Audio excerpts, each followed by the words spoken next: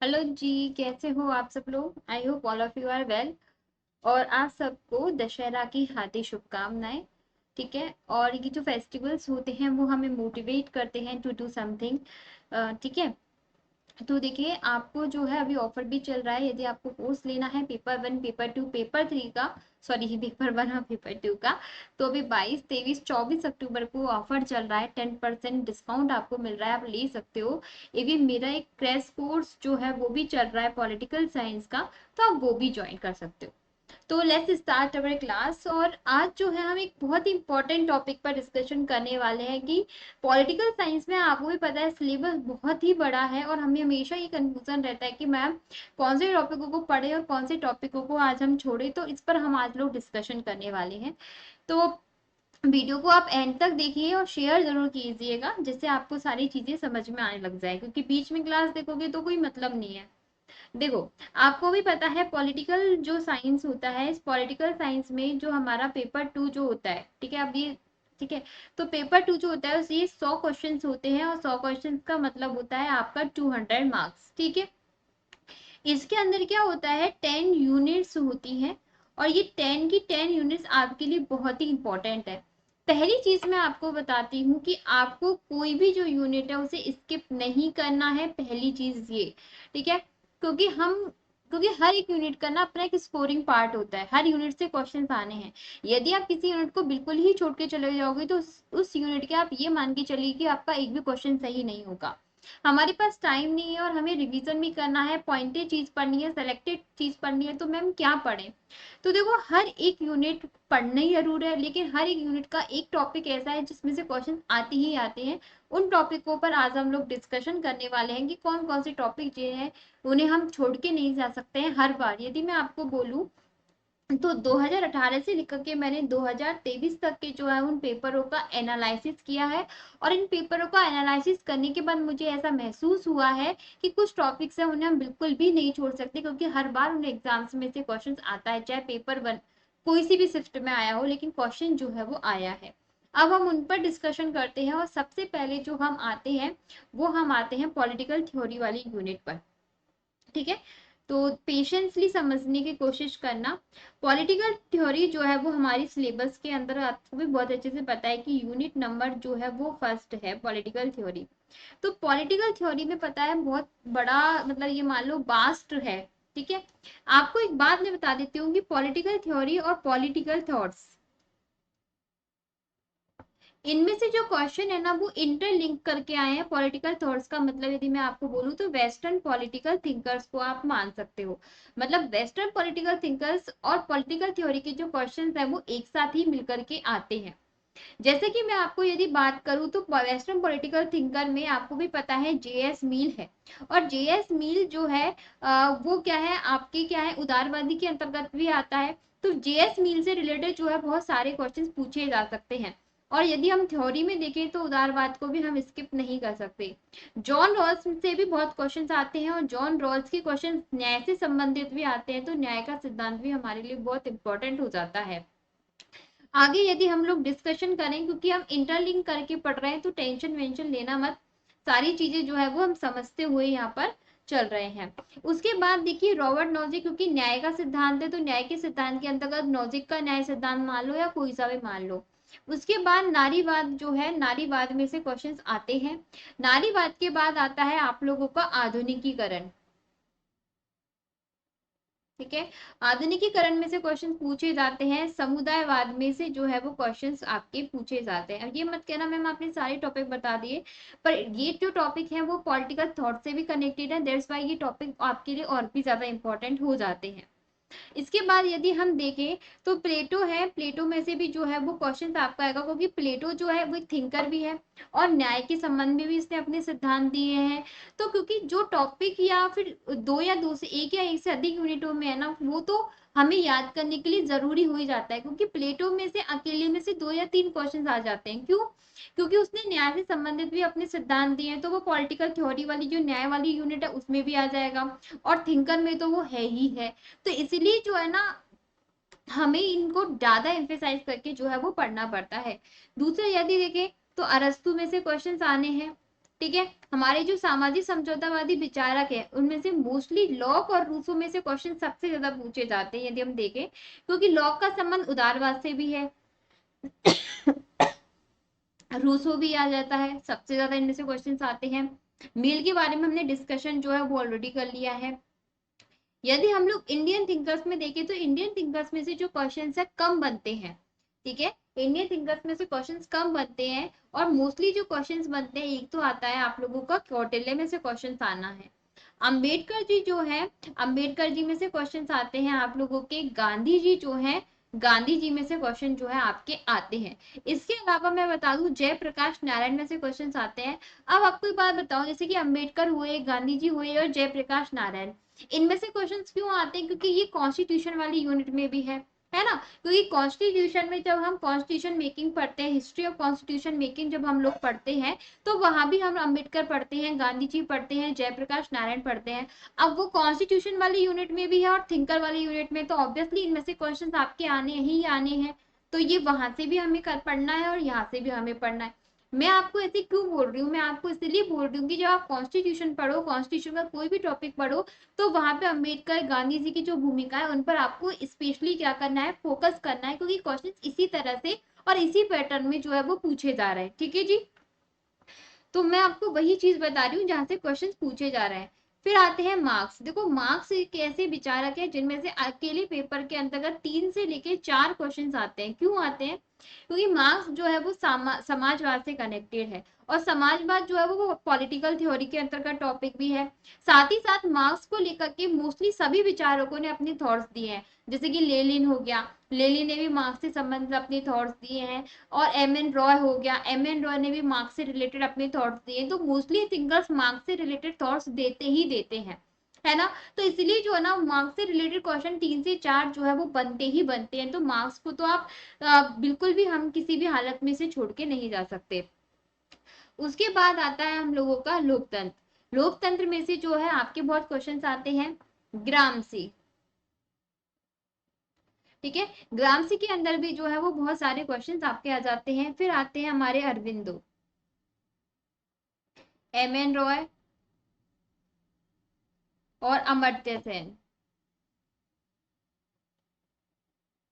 ये कुछ ऐसे थिंकर्स हैं जहां से क्वेश्चंस बहुत ज्यादा जो है वो पूछे जाते हैं, ठीक है। और यही टॉपिक है, तो थ्योरी और थॉट्स के ये टॉपिक हैं जिन्हें आप छोड़ के नहीं जा सकते। और इनमें भी मैं यदि मार्क, खैर इनमें से तो मार्क करने की जरूरत ही नहीं है, क्योंकि ये सारे के सारे जो है ना वो एक दूसरी यूनिट से कनेक्टेड है, ठीक है।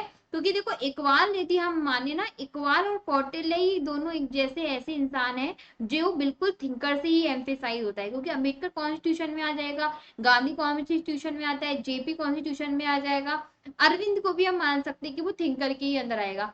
एम एन रॉय भी जो है ना और अदर यूनिट से कनेक्टेड है, अमर्त्य सेन भी जो है वो और यूनिट से कनेक्टेड है। तो इसलिए क्या है ना, ये जो टॉपिक है वो दूसरी यूनिटों से कनेक्टेड होने की वजह से इनसे क्वेश्चन जो है वो बहुत सारे जो है पूछे जाते हैं। एक इंपॉर्टेंट चीज और आपको मैं यहाँ बता देती हूँ, सुन लीजिए। पहली बात तो ये वो टॉपिक है जहाँ से आपका 80% जो सिलेबस है वो कवर होता है। यदि आपने इन टॉपिकों में से कोई टॉपिक छोड़ रहे हो ना, तो वो आप गलती कर रहे हो, क्योंकि वहां एग्जाम में आपसे क्वेश्चन पूछा जाएगा। तो इससे पहली चीज मैं आपको कुछ पॉइंटेड बातें बता देती हूँ कि हम किसी भी यूनिट जो है, आपको वो यूनिट क्या नहीं करनी है, स्किप नहीं करनी है। दूसरा पॉइंट ध्यान में रखना कि आपको क्या करना है, आज से ही भले स्टार्ट कर दीजिए, पीवाईक्यूज निकालने ही निकालने हैं। और वो निकालने आपकी 2018 से लेकर के 2023 जून तक के आपको पीवाईक्यू निकालने ही निकालने होंगे। तीसरी चीज आपको इम्पोर्टेंट मैं आपको बता दूं, तो जो हमारे पेपर में जो क्वेश्चंस आते हैं वो किससे रिलेटेड आते हैं, बुक्स से रिलेटेड क्वेश्चंस बहुत ज्यादा पूछे जाते हैं। और चौथा, हमारे एग्जाम में मैचिंग से रिलेटेड जो है क्वेश्चंस भी बहुत सारे पूछे जाते हैं, ठीक है। एक क्वेश्चन जो है वो कैसे है, स्टेटमेंट वाले जो क्वेश्चंस होते हैं वो स्टेटमेंट वाले क्वेश्चंस भी पूछे जाते हैं। और साथ ही साथ कॉम्प्रिहेंशन भी हमारी एग्जाम में आजकल बहुत आने लग गया है। इवन मैं आपको बता दूं कि पैसेज वाले क्वेश्चंस आने लग गए हैं। कैसे आने लग गए हैं, पैसेज आने लग गए हैं। और आपको पता है हमारी एग्जाम में कई कई बार तो दो दो जो है ना वो पैसेज जो है ना वो आ जाते हैं। कई बार एक आता है, कई बार दो दो पैसेज हमारे एग्जाम में आते हैं। तो इस टाइप की जो है ना हमारे एग्जाम में क्वेश्चंस पेपर आने लग गए हैं। आपको एक काम करना है, मैं भी क्लास लेके आऊंगी, आप टेंशन मत लीजिए। कि ये जो बुक वाला जो कॉन्सेप्ट है ना, आपको एक काम करना है कि 2018 से लेके 2023 तक जब आप पीवाईक्यू सॉल्व करो, तो आप एक कॉपी बना लीजिए, और कॉपी के पीछे जो है जितनी भी बुक्स इन पेपर्स में पूछी गई हैं 2018 से लेके 2023 तक, वो सारी बुक तो आपको रट की जानी ही जानी है। यदि आप अलग से याद नहीं कर रहे हो तो ये बुक्स तो आपको पढ़नी ही पढ़नी है। ठीक है जी। और ये कुछ पेपर, अब दूसरी चीज मैं आपको बता देती हूँ कि जब आप कॉम्प्रीहेंशन जब सॉल्व करते हो, तो कॉम्प्रीहेंशन जो है ना बहुत बड़ा होता है, वास्ट होता है। और कई कई बार जो हमसे कॉम्प्रीहेंशन पूछे जाते हैं ना, तो हमारे टॉपिकों के ऊपर ही आते हैं। जैसे कि आधुनिकीकरण हमारा टॉपिक है, तो उससे रिलेटेड जो है एक पैसेज दे दिया और फिर क्वेश्चंस पूछ लिए। कई कई बार कॉम्प्रीहेंशन ऐसा होता है कि यदि हम उस कॉम्प्रीहेंशन को पढ़े ही नहीं और डायरेक्ट क्वेश्चन पढ़ेंगे ना, तो भी हमारा जो है ना वो आंसर निकल के आ जाएगा। क्योंकि कॉम्प्रीहेंशन जो आता है वो हमारे एग्जाम्स के टॉपिकों के ऊपर ही मोस्टली कॉम्प्रीहेंशन आता है।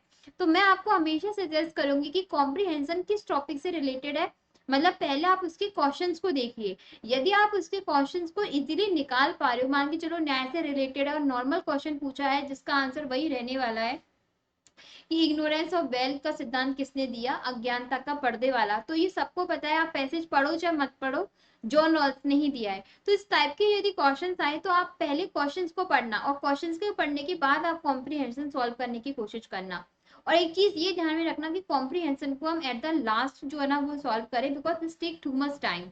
ठीक है, ये बहुत ज्यादा टाइम जो है ना वो हमारा ले जाता है, इसलिए मैं आपको पहले ही बता रही हूँ।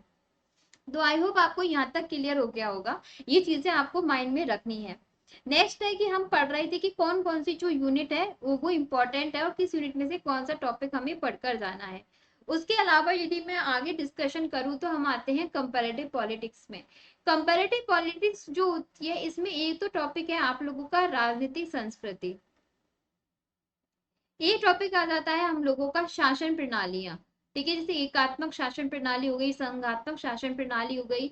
तो ये किस किस देश में, स्पेशली मैं आपको बता देती हूँ, अमेरिका और ब्रिटेन, ये दोनों देशों को फोकस करके हमें शासन प्रणालियां जो है पढ़नी है। क्योंकि इन्हीं से रिलेटेड जो है ना मोस्टली जो है वो क्वेश्चन पूछा जाता है कि एकात्मक शासन प्रणाली की क्या विशेषता है, संघात्मक शासन प्रणाली की क्या व्यवस्था है, अमेरिका में किस तरह से व्यवस्था है, ब्रिटेन में किस तरह से व्यवस्था है।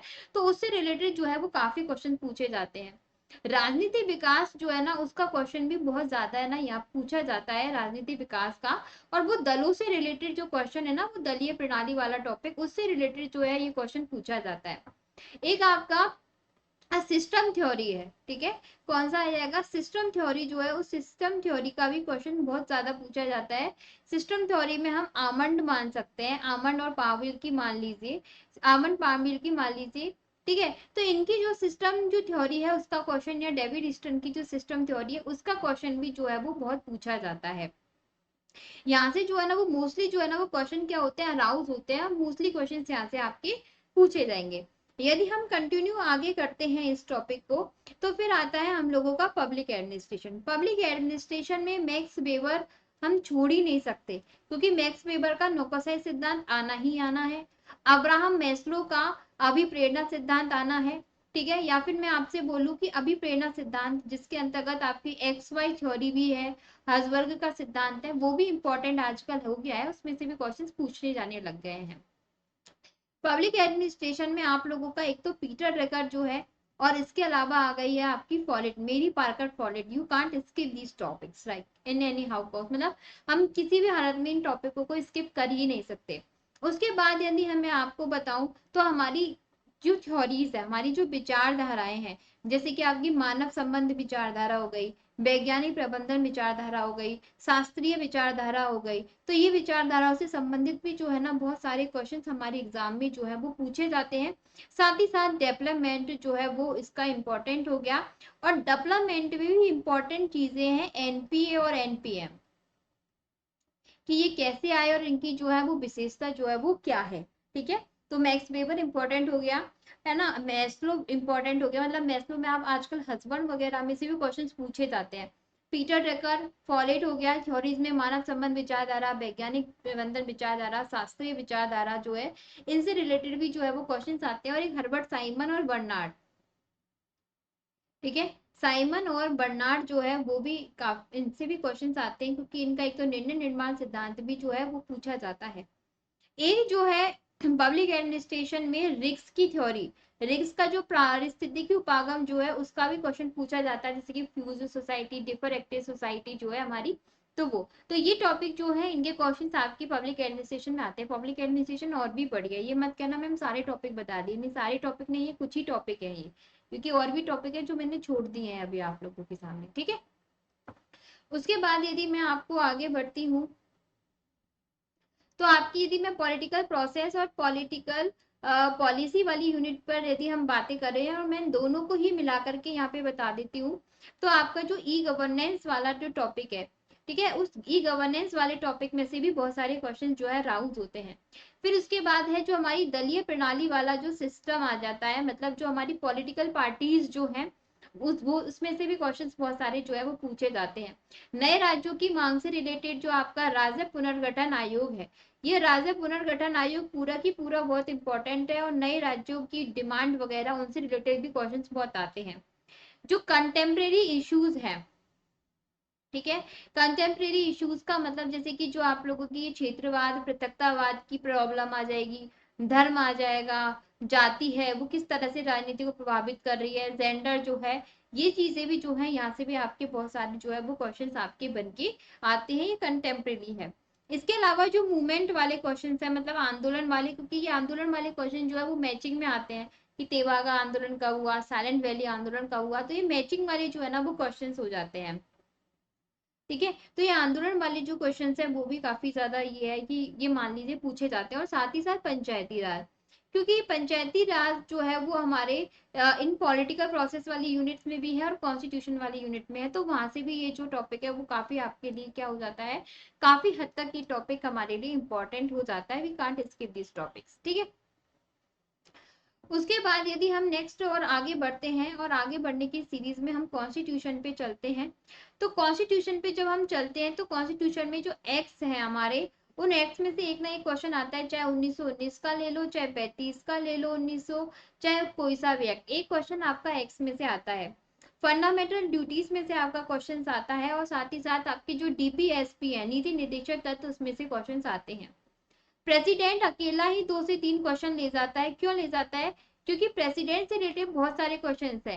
पहला तो यदि हम बोले तो प्रेसिडेंट का सुकेंसी पूछ लिया जाता है, और जैसे कि आप लोगों को बताइए आपातकाल जो है ना, आपात इमरजेंसी भी जो है किससे संबंधित है, आपके प्रेसिडेंट से संबंधित हो गई, क्योंकि स्पेशली जो राष्ट्रपति जो शासन है ना, क्योंकि इससे रिलेटेड क्वेश्चन आता है, तो वो ऑब्वियसली प्रेसिडेंट से रिलेटेड हो गया, तो जो भी टॉपिक पढ़ना है उसे डेप्थ में जाके ही पढ़ना पड़ेगा। उसके बाद यदि मैं आप लोगों को बताऊं कि और सुप्रीम कोर्ट से भी बहुत सारे जो है वो क्वेश्चन आपके यहाँ पे पूछे जाते हैं, ठीक है। कहाँ से पूछे जाते हैं, सुप्रीम कोर्ट। संविधान संशोधन, ठीक है, संविधान संशोधन की प्रोसेस से लेकर के और प्रेजेंट टाइम में कौन से हो रहे हैं, कितने हो चुके हैं, किसके अंतर्गत क्या पूछा गया है, वो चीज आ जाएगी। इलेक्शन कमीशन ऑफ इंडिया, जो हमारे कमीशन जो है, ठीक है, कमीशन जो है ना उनमें से भी बहुत सारे क्वेश्चन पूछे जाते हैं, मैं यूट्यूब पे भी उनको करा रही हूँ तो आप देख सकते हो, ठीक है। और हमारे लिए पंचायती राज जो है वो पहले ही पढ़ लिया है, मतलब पॉलिटिकल प्रोसेस वाली जो यूनिट है, मतलब पॉलिसीज वाली, वहां पे ही हम इसको अच्छे से पढ़ लेंगे, तो हमें यहाँ पे इसको पढ़ने की जो है वो जरूरत नहीं होगी। फिर उसके बाद आ जाता है हमारा संघवाद, केंद्र राज्य संबंध वगैरह जो है वो भी हमें अच्छे से ही पढ़ने हैं, क्योंकि यहाँ से भी जो है ना वो काफी अच्छे क्वेश्चन आते हैं। कई कई बार आप देखो कि जो हमारा कैग होता है, इसमें से भी क्वेश्चंस बहुत अच्छे बनते हैं, और राज्यपाल में से भी क्वेश्चन जो है वो बनते हैं। यदि आपके पास इतना टाइम नहीं है कि आप पूरा कॉन्स्टिट्यूशन पढ़ो, तो आप ये टॉपिक्स तो पढ़कर ही जाना, इन्हें तो आप छोड़कर किसी भी हालत में जाना ही मत, ठीक है। अब चूंकि हमने अम्बेडकर और गांधी जी पढ़ेंगे, तो अम्बेडकर और जब गांधी जी पढ़ेंगे तो कॉन्स्टिट्यूशन मेकिंग हमारी वहां भी हो जाएगी, क्योंकि इनका रोल कॉन्स्टिट्यूशन मेकिंग में भी है, तो जैसा ही वो टॉपिक हमारा वहां भी कवर होता है। उसके बाद, अच्छा, उसके बाद यदि हम आगे की ओर कंटिन्यू करते हैं, तो आगे की ओर कंटिन्यू करने की सीरीज में यदि हम लोग डिस्कशन करें, तो हमारा फिर आ जाता है आप लोगों का, वेट, आईआर और इंडियन फॉरेन पॉलिसी, ठीक है। क्या आ जाता है, IR Indian foreign policy. IR के अंदर यदि मैं आप लोगों को बातें करूं, तो हमारा आदर्शवाद, और उसके बाद आ जाता है यथार्थवाद का टॉपिक, ठीक है। क्या हो जाता है, ये जो आपका थ्योरी दिया हुआ है, तो इस थ्योरी में से क्वेश्चन आपका जो है वो बनता ही बनता है। यदि हम आईआर की बात करें तो आदर्शवाद और यथार्थवाद में से क्वेश्चन बनना ही बनना होता है। उसके बाद आ जाते हैं हम इंडियन फॉरेन पॉलिसी। तो इंडियन फॉरेन पॉलिसी में आपको एक चीज ध्यान में रखनी है कि जो इंडिया का जो रिलेशन है, मतलब इंडिया किस किस के अंतर्गत पार्ट है, जैसे कि आसियान से उसका संबंध हुआ, सार्क से संबंध हुआ, तो उससे रिलेटेड क्वेश्चन, इंडिया किस किस चीज में, किस ग्रुप में है, G20 में है या नहीं, तो ये सारी की चीजें हमें पढ़ना है, मतलब इंडिया से रिलेटेड चीजें हमें पढ़नी है। और साथ ही साथ हमें यूएनओ के बारे में सारी की सारी जो नॉलेज है वो जाननी होगी कि यूएनओ क्या है, क्या चीज है ना। ओपेक के बारे में पढ़ना है। तो ये जो टॉपिक है, ये टॉपिक हमें पढ़ना है। प्रेजेंट टाइम में वो किन पॉलिसीज पे मतलब सिग्नेचर्स कर रहा है, किन पे सिग्नेचर नहीं कर रहा है, ठीक है। उसने कौन सीटीबीटी पे हस्ताक्षर किए थे या नहीं किए थे, एनपीटी पे हस्ताक्षर किए थे या नहीं किए थे। तो वो वाली चीज जो है यहाँ पे क्वेश्चंस पुट अप करती है। तो यही वाली चीज जो है वो आपके लिए मोस्टली जो है यहाँ से ही आपके क्वेश्चंस बनते हैं। आप कहोगे कि मैम आपने पूरा सिलेबस बता दिया, तो नहीं बताया मैंने आपको पूरा। मैंने आपको बहुत सेलेक्टेड टॉपिक बताए हैं जहाँ से जो है, यदि आप इन टॉपिकों को अभी से भी पढ़ना शुरू करोगे तो आपका जो सिलेबस है ना बहुत जल्दी कवर हो जाएगा। ठीक है, क्या हो जाएगा, बहुत जल्दी कवर हो जाएगा। पर please do not skip this topics, क्योंकि यदि आपने इन टॉपिकों को भी छोड़ दिया, आप खुद भी एनालिसिस कर लीजिए। ये मैंने एनालिसिस किया है, आप खुद भी एनालिसिस करके महसूस कर सकते हो कि इन टॉपिकों में से क्वेश्चंस जो है वो आते ही आते हैं, चाहे किसी भी फॉर्म में क्वेश्चंस पूछे जाएं। अब आपके सामने प्रॉब्लम होती है कि मैम हम इन कंटेंट्स को कहाँ से पढ़ें, है ना, ये चीज भी हमारे माइंड में आती है। तो देखो आपके पास बहुत सारे ऑप्शंस है। आप कोई भी गाइड ले सकते हो, इस अप टू यू, है ना। आप कोई भी गाइड ले सकते हो, वहां भी आप इन टॉपिक को उठाओ और उठा करके पढ़ना शुरू कर दो। आप कहीं से नोट्स जो है वो भी परचेज कर सकते हो, मार्केट में बहुत नोट्स मिलते हैं, आप वो भी पढ़ सकते हो। आप कहीं का सब्सक्रिप्शन जो है, पेड कोर्स जो है वो भी ले सकते हो, ठीक है। लेकिन वो पेड कोर्स जो है वो एग्जाम ओरिएंटेड हो, या फिर आप मेरे साथ भी जुड़ सकते हो, ठीक है। ये आपके ऊपर है, कोई फोर्स नहीं है, ठीक है। अभी मेरा क्या है ना, 45 डेज का ही क्रैश कोर्स चल रहा है, जो भी 15 अक्टूबर से ही लाइव हुआ है, जिसमें मैं आपको यही इंपॉर्टेंट जो टॉपिक है इन्हीं को ही पढ़ा रही हूँ। और कुछ ज्यादा मतलब एक्स्ट्रा मैं आपको नहीं पढ़ा रही हूँ। वो इंपॉर्टेंट टॉपिक जो आपके एग्जाम के पॉइंट ऑफ व्यू से बहुत इंपॉर्टेंट है। यहाँ मेरा पब्लिक एडमिनिस्ट्रेशन मैंने आपको पढ़वा दिया है। यहाँ पे आपको क्या होगा, क्रैश कोर्स लेने से एक फायदा होगा कि आप सेलेक्टेड टॉपिक पढ़ पाओगे, सेलेक्टेड मैटर्स पढ़ पाओगे, पीडीएफ आपको प्रोवाइड हो जाएगी। तो ये आपके ऊपर डिपेंड करता है, आप लेना है नहीं है, आप अपने लेवल से भी पढ़ सकते हो। बस मेरा कहने का मतलब ये है कि ये ऐसे टॉपिक है जहाँ से आपका 80% जो है सिलेबस जो है वो कवर होता है हमारे एग्जाम में। तो ये टॉपिक आप किसी भी हालत में स्किप नहीं कर सकते, ये आपको पढ़कर ही जाने हैं, ठीक है। और देखो अभी जो है मेरी यूट्यूब पे भी 2 क्लासेस होती हैं, तो आप यूट्यूब पर भी मुझसे जुड़िए, ठीक है। यूट्यूब पर मेरी पेपर 1 की जो क्लास होती है वो 11 बजे होती है, और पेपर 2 की जो मेरी क्लास होती है वो होती है शाम को 6 बजे, ठीक है। तो आप मेरे से यूट्यूब पर भी जुड़कर पढ़ सकते हो, यूट्यूब पर भी मैंने बहुत टॉपिक पढ़ाए हुए हैं। आपको यूट्यूब की क्लास की पीडीएफ के लिए आप JRF अड्डा जो ऐप है ना उसे ज्वाइन कर सकते हो, बस JRF अड्डा टेलीग्राम चैनल ज्वाइन कर लीजिएगा। और इवन आपको मैं बता देती हूँ कि अभी जो है ऑफर चल रहा है ना, 22, 23, 24 को 10% डिस्काउंट का। तो यदि आपको मेरा क्रैश कोर्स लेना है तो आप ले सकते हो, 10% डिस्काउंट जो है ना वो आपको मिल जाएगा। कोर्स कैसे लेना है, तो उसके लिए आपको JRF अड्डा की वेबसाइट पर जाना होगा, गूगल पर जाइए, गूगल पर JRF अड्डा डाउनलोड मतलब सर्च करिए, वहां आपको ये इस तरह का एक इंटरफेस जो है वो खुल जाएगा। यहाँ से आप जो है वो ऐप डाउनलोड कर सकते हो। ऐप डाउनलोड जब आप कर लोगे तो वहां पर जो है ना आपके पास बहुत सारे ऑप्शंस होंगे कि आप टेस्ट सीरीज भी ज्वाइन कर सकते हो, क्रैश कोर्स भी ज्वाइन कर सकते हो, आप पेपर 1 के लिए भी और पेपर 2 के लिए भी कर सकते हो। तो अभी पेपर 1 में भी ऑफर चल रहा है, यदि आप टेस्ट सीरीज आपको ज्वाइन करनी है और पॉलिटिकल साइंस का आपको क्रैश कोर्स ज्वाइन करना है तो भी कर सकते हो, क्योंकि अभी देखो 10% डिस्काउंट है, आप अभी से ले लोगे तो आपके पास प्रॉपर टाइम होगा रिवीजन करने के लिए, प्रैक्टिस करने के लिए, ठीक है जी। तो आई होप आपको ये मेरी जो वीडियो है वो आपको हेल्पफुल लगी होगी, इसी तरह मुझसे जुड़े रहिए, ठीक है जी। Thank you ji.